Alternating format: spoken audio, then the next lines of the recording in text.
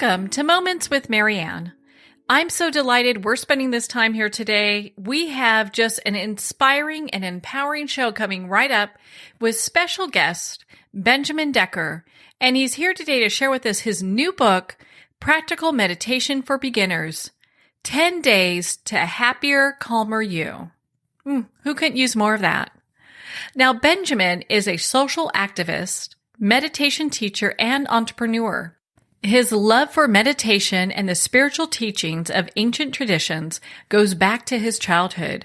Ever the idealist and enthusiastic learner, his enthusiasm for meditation has won him praise by Conscious Lifestyle magazine as one of the world's leading meditation teachers, and Well Plus Good as the superstar meditation instructor.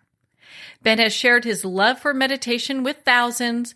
His work is universal, well-rounded, and rooted in ancient wisdom for the modern times. So let's welcome to the show, Benjamin Decker. Thanks so much for having me, Marianne. What a pleasure it is to have you here. And gosh, I just loved your book. I thought it was such a great accomplishment as far as getting people from kind of feeling kind of like, I don't know about meditating to where they're feeling a little bit more confident. Oh, yeah, definitely. I'm really happy with the final product. Had such a great experience working with the publisher. Had great editors who really held me to a very high standard of readability, as well as, really checking any kind of scientific or religious or historical facts that I mention, just to keep it all really, really accurate, which was a really cool experience. Well, it has a very nice flow, and I love the subtitle, it's 10 Days to a Happier, Calmer You. And so I've got to ask, how did you get into the whole path of mindfulness and that inner self-reflection? When I grew up, I had a couple interesting conditions. I was raised by a woman named Karma. My beautiful mother's name is Karma. And so there was this concept of karma that was just introduced into my mind really, really young because people were asking about my mother's name. And my father was a direct descendant of a founding family of the Mormon Church. So we were in this Mormon household. I had 4 brothers, 2 older brothers and 2 younger brothers. And in the Mormon tradition, there's a lot of contemplation, a lot of meditation. And so that sort of paired with this idea of karma and the fact that I had such a big family set me up to really ask big questions about eternity and about spirituality and about my place in all of that, Well, it's interesting when we make that dive into, where do we fit into the cosmos and how do I fit in this big universe? Sometimes it can be a little overwhelming. And I felt that your book gave people, bite-sized, just kind of opportunities to dive into that practice without feeling overwhelmed. Thank you. Yeah, the idea was based on this concept where I've studied so many different traditions, so many different practices over the years.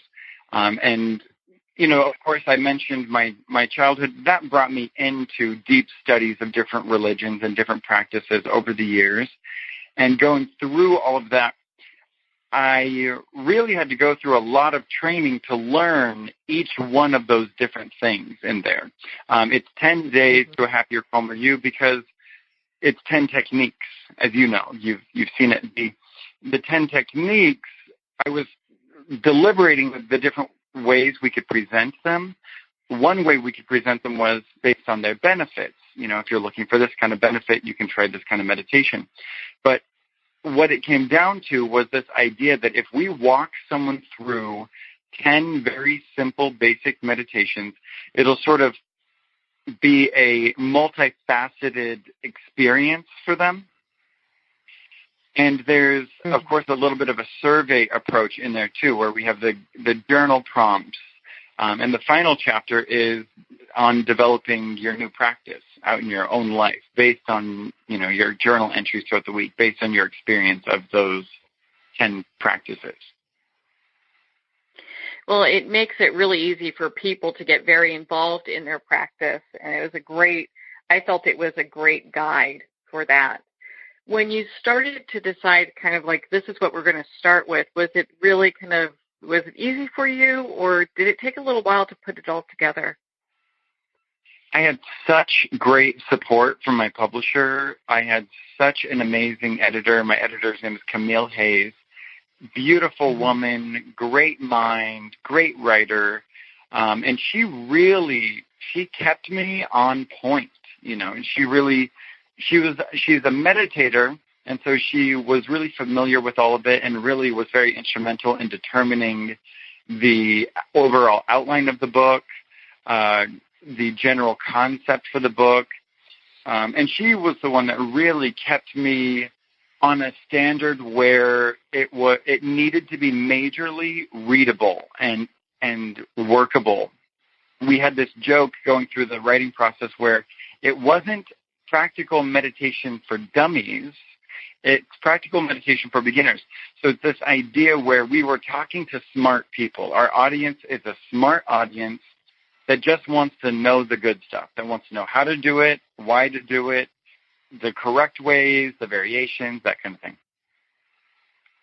Well, it really is easy to start. And I love how you start with the breath, because I know when I meditate, even to this day, I have to really focus on my breathing so I'm not, kind of taking it to a place where it's not beneficial for my practice. Definitely. The breath awareness is something so extraordinarily powerful because the breath is one of the only operations in the whole body where it will happen automatically, but you can also very actively, consciously control it. So it's sort of this bridge between the conscious mind and the automatic functioning of the body. So when you bring the awareness to that special bridge between the conscious and the unconscious aspects of the body and of the self, you're surfing this line where you start to become more aware of the unconscious happenings, which is, of course, mostly thought. You become that much more aware. I'm sure in your practice you become that much more aware of even how a thought can interrupt the breath. You'll notice a thought arose in your mind and a sensation arose somewhere in the body and the breath stopped for a moment. You'll notice how different thoughts will interact with the breath. Different thoughts will interact throughout the nervous system. We don't just have thoughts in our brain. Thoughts occur through the entire nervous system. And so a thought will happen in our brain, but also will have a sensation arise, like maybe through our left hand. And so the breath awareness especially paired with a very relaxed stillness, can actually take someone into very deep ideas. When you're going into that idea between the conscious and the unconscious aspects of the self, you're going super existential, and you're going into your very nature and the patterns of your own nature. And it's that ancient Greek aphorism, know thyself. Know thyself. Know what you've got going on. Know what you're dealing with right now. Know what your kind of thought habits are. Do you find that when you are teaching new students that sometimes they might become a little fearful of getting too deep in their practice because of what might show up? Oh, yes. I can totally see why, and that's actually really common. I'm glad you mentioned that. That is really common. People will have insecurities about fear thoughts, about even trauma or challenging memories. The idea is that in meditation, you breathe through it. You breathe through what's going on. You have, in my book, there's a chapter on sitting with difficult emotions. Mm-hmm. And the idea with the meditation of sitting with difficult emotions is that you are creating a moment of peace. Most of us have a couple minutes a day where we can, sit by ourselves. I have a lot of clients that actually sit in the bathroom and meditate in the bathroom. They're like, hey, I can lock the door. No one's going to bother me in there.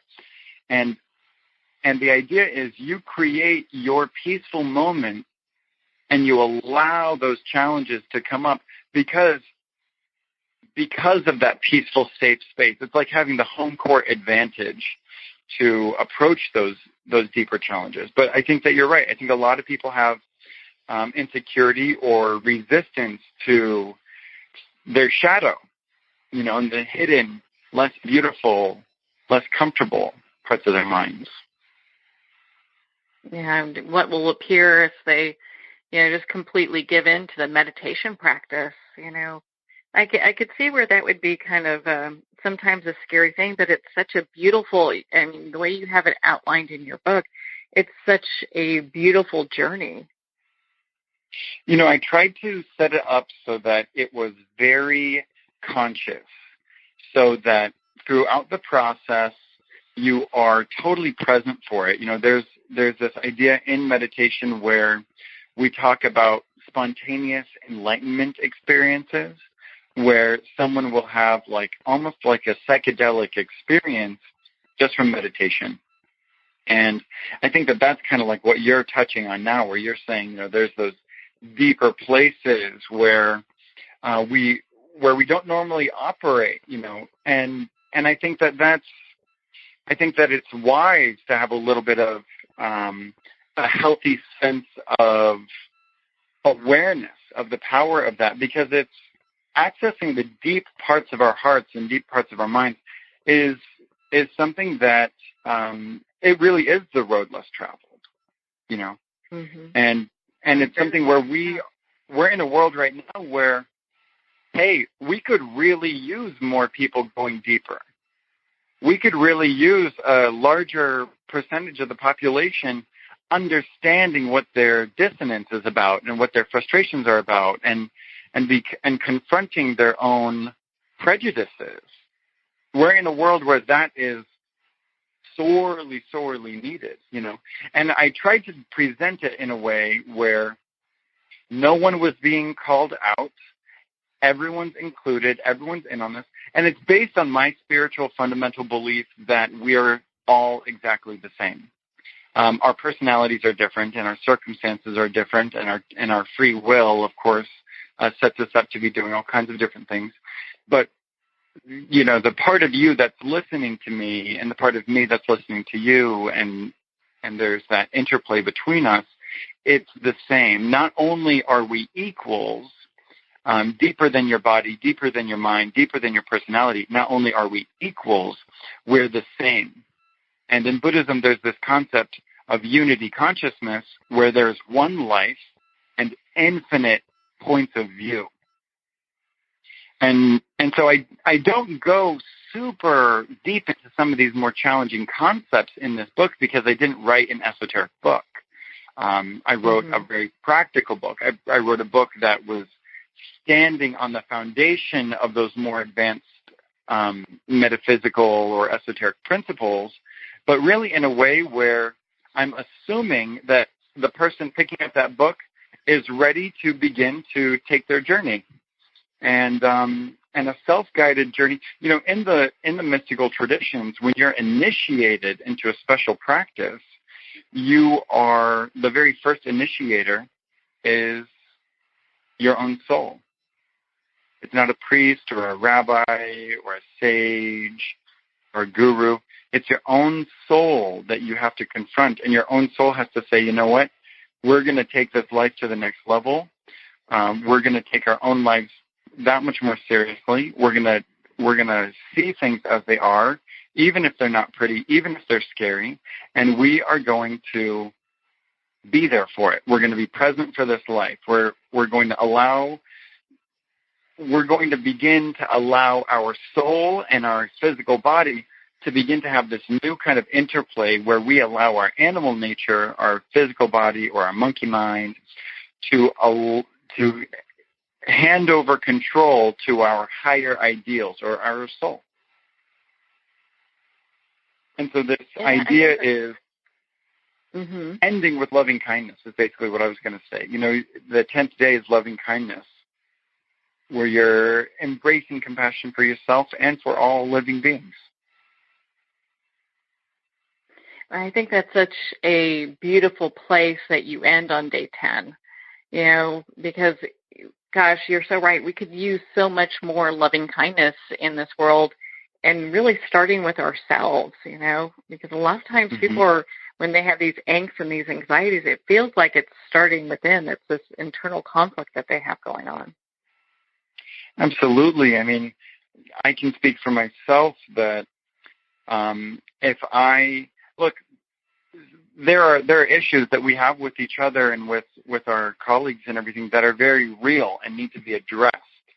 But also, every single situation, every single disconnect, or every single challenge, for me, I know that when I look within, I am hard on myself. I'm hard on myself for how I look, for how my website looks, for the words that I say, making sure that I'm impeccable and perfect with all my facts, making sure that my delivery is excellent and top-notch and pristine. And I grew up in working in the entertainment industry. I was a model and an actor when I was a kid, and that really did something to my conditioning, where I had to perform and I had to audition, and I faced extraordinary amounts of rejection. And I was also, being raised Mormon and experiencing such an unusual combination of going to Mormon church, believing that we were Christian, and believing that we were doing what we were supposed to be doing, that I was in the place I was supposed to be, and then going to public schools, and at schools, the other Christian kids didn't even believe that Mormons were Christian. They would tell us, oh, Mormons practice witchcraft, Mormons are evil. And I was in this dichotomy where I was like, wow, what's even going on? Who's right here? What's true? What even is true about any of this? Is there something wrong with me? And that internalized insecurity, and when we watch when we watch TV and we see these people with beautiful hair and makeup, and they've got these great healthy bodies, and they look like Greek gods and goddesses, and their teeth look like they were photoshopped on, it's hard not to feel imperfect or not good enough.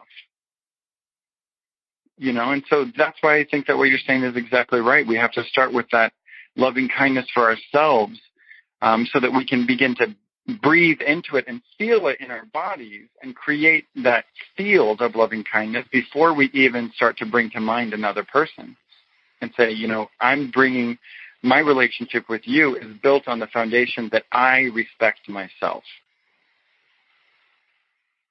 I think that's so beautiful, and it's easy to see why so many people are attracted to what it is you have to say, your meditations and your practice, because of the energy that you bring to it.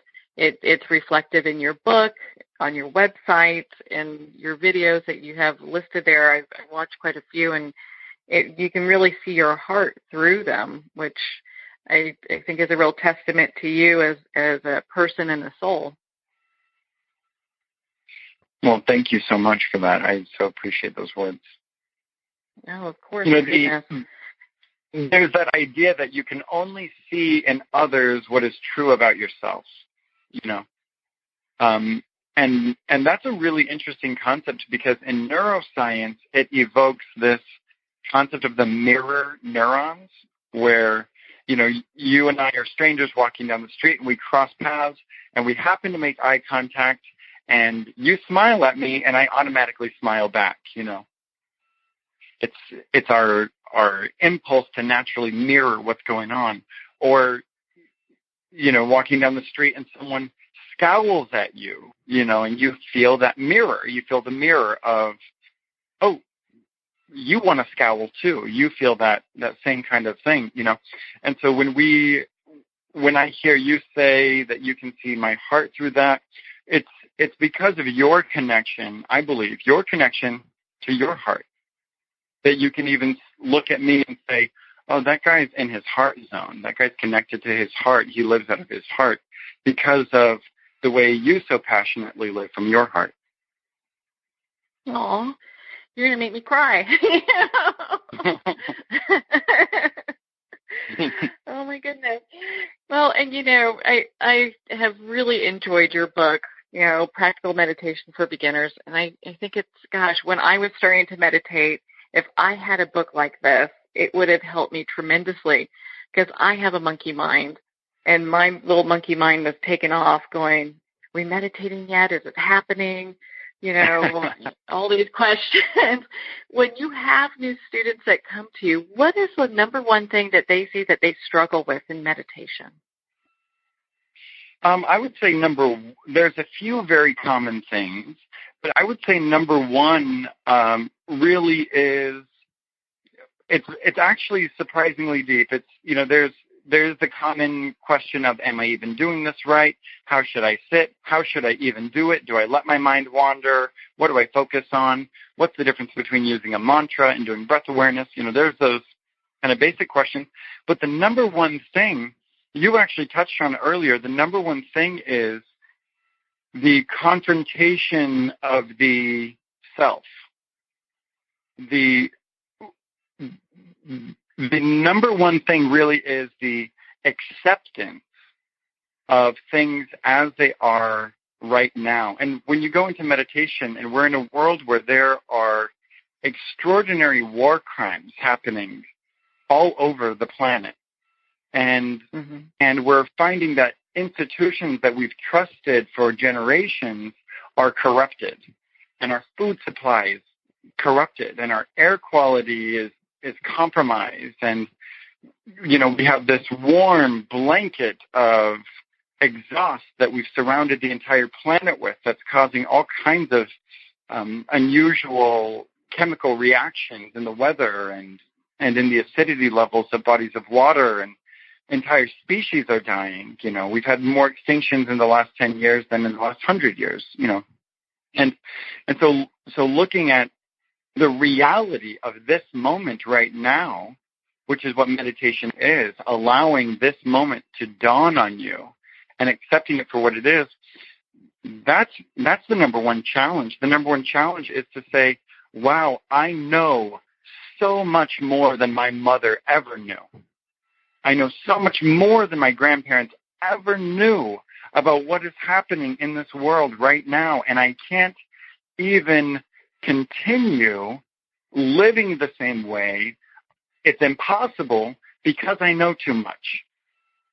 And so we're confronted with this possibility. On one hand, it's a beautiful, infinite, creative possibility that we have. But on the other hand, it is this challenge to do something differently. And I would say that's the real number one challenge right there, is what you end up confronting in meditation. Mm-hmm. Looking at what can we do because it's interesting when we connect with, people or animals or environment or whatever the case is, we can't look at that and then say all of this is okay. We have to become, like part of the solution. Exactly. And this idea that we really are connected, that's what I love so much about the loving kindness meditation, is that you can experience something that you can't intellectually. Processing something intellectually is different than the visceral experience of it. And going into the real meditation, that's what I love about meditation, because you're using these dormant forces within yourself, especially a loving kindness meditation. You're wielding the magical energy of love, which I believe is sacred, divine energy. One of my favorite quotes is, "There's no religion higher than truth." And I would say, I would tweak that and say, there's no religion higher than love. And when we can access that love quality in us, we have miraculous levels of generosity. We have miraculous kinds of forgiveness that we can experience. And by giving ourselves the opportunity to really go there, love does something to the mind that nothing else can do. Love will give you a new idea where no one gets hurt. Love will show you a solution to any problem that can happen in a way where no one gets hurt. And that's something only love can do.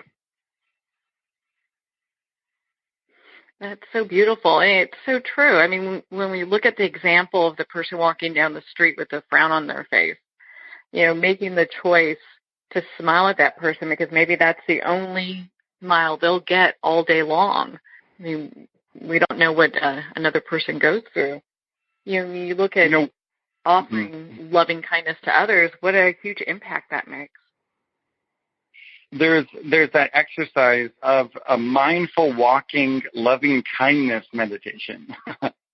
So you go for a walk and you offer that loving kindness to anyone you see, and it's telepathic. We are all so much more telepathic than we realize. We go around in the streets, and if you have a spark in your smile, if you have that little sparkle of sincerity in that smile that you give someone. I live in West Hollywood, California. I was walking down the street the other day, and there was this woman in headphones, and she looked at me, and she gave me kind of one of those fake smiles. You know what I mean? Kind of like, I'm smiling just because I'm supposed to smile, And it felt kind of weird. And I was so aware energetically. I was on one of my little West Hollywood City mindful walk meditations, and I just was like, oh, that was kind of interesting. That was kind of like an interesting energy. And then another woman was walking, and she smiled at me, and I just felt such bright energy from her. And I was like, that woman sent happiness out with that smile, whereas the other woman, it was like an outside-in smile. You know what I mean? Where it was like, I'm choosing to smile because I think I'm supposed to right now, versus I'm smiling because I am happy right now, and I'm sharing my happiness in this moment with whoever's around. Yeah, and those are so visible, and you can feel them. And just like as you're explaining, you can totally feel what's genuine and what is maybe someone is just kind of struggling to get a smile together, or maybe they feel like they're on the should list. I should smile, Right. Mm-hmm. The should list. I haven't even heard that before. I like that. The should list. Yeah, that's good. Yeah. Well, and so, gosh, Benjamin, I mean, we could talk for hours. I feel that you're such an inspiration, and I really have enjoyed not only your book, Practical Meditation for Beginners, but also what you have available on your website and the time we've been able to spend together. Where can our listeners connect with you and become part of your community? Well, I am the Director of Education for the Institute for Transformational Thinking, and I've partnered with a wonderful, amazing mentor friend of mine. Her name is Ora Nadrich, and she's the founder and president of the Institute, and we are combining forces to be able to offer online courses, online certification programs, and in-person day-long retreats, weekend retreats, half-day events, and that kind of thing. And so the two places where I am always putting up new work, new content, and new opportunities for people to experience the benefits of meditation and transformational thinking would be on my personal website, which is benjaminwdecker.com, and through the Institute, which is theift.org, theift.org, the Institute for Transformational Thinking. Oh, that is fabulous. We'll make sure to have both of them listed here. And we actually have talked with Ora in the past, and what a dynamo she is. She's just such an inspiration as well. So it's so nice to hear that the two of you, oh my gosh, she's amazing. And it's so great that the two of you have partnered to do this. I mean, so I can only imagine how this is all coming together and what impact it's going to make on people's lives. Well, Benjamin, I know that, and also I know you have an app because I've downloaded it and I love it. So yeah. I know they can get that from your website, right? Yes, on my website, it's the Unplugged Guided Meditation app. Oh, perfect. Well, Benjamin, thank you so much for taking the time to be on the show with us here today. Yeah, thanks so much for having me. It was great to connect with you. I love what you're doing. I love what you're sending out into the world. Keep it up. It's beautiful. Oh, well, thank you so much, Benjamin. You have made my day. It's been such a joy to spend this time with you and, of course, to talk about your book, Practical Meditation for Beginners, 10 Days to Happier You. Don't forget you can connect with Ben at his website, bendeckermeditation.com. Make sure to join him on social media, be part of his community, and of course, go ahead and pick up his book, Practical Meditation for Beginners. Well, we're at the end of our time today. I would like to thank everyone for tuning in. You've been listening to Moments with Marianne. And remember, make every moment count.